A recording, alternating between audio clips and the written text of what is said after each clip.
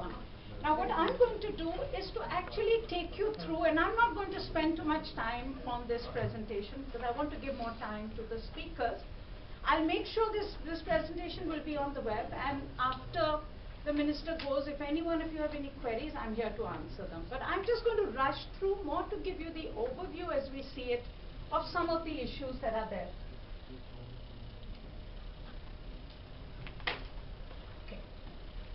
So what is this creature called the low carbon economy?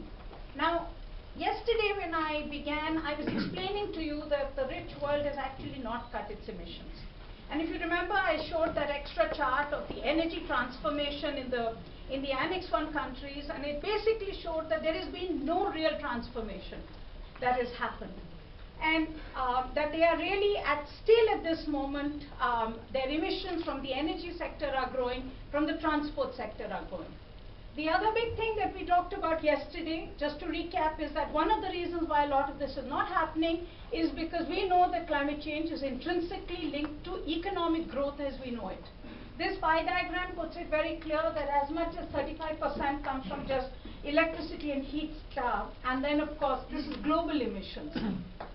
So we know that climate change is related to growth, and we also have very hard data, which we've discussed yesterday at length, that the Annex 1 countries have still not reduced their emissions at the scale that is needed, in no way, and certainly not at the pace that is needed.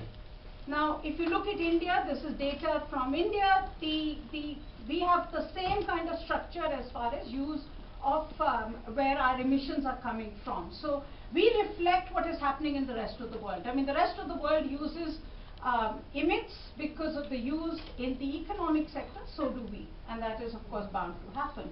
Now when I showed this chart yesterday, this is my very favorite chart of the McKinsey global GHG abatement, and you remember I had focused yesterday on the zero cost options, which were afforestation. If you look at this chart is at 3 point. What's negative cost, which I said most of the world, the rich world had done. It's now looking at zero cost, which is afforestation, a lot of it in our part of the world. But the real high cost is up there.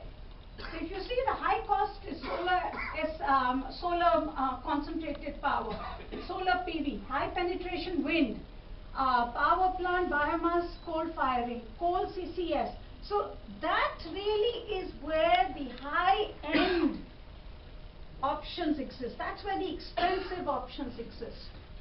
And that's where the whole world is still not invested in, which is why their emissions continue to increase. And today's data, if Chandrabhushan's data, which in the morning we discussed, I mean, I had not seen this before, but our calculation, Chandrabhushan's calculation now shows that the Annex 1 countries actually can make good 70% of their emission reduction targets simply based on the cheap CERs that they have bought from us.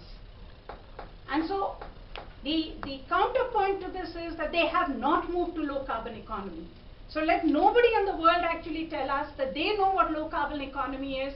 And like President Obama preached to us yesterday, that I have fixed my problems, but it's now India and China that is the problem. Okay? President Obama needs to get his facts right, and I wish some American journalist would actually put it down in black and white to him.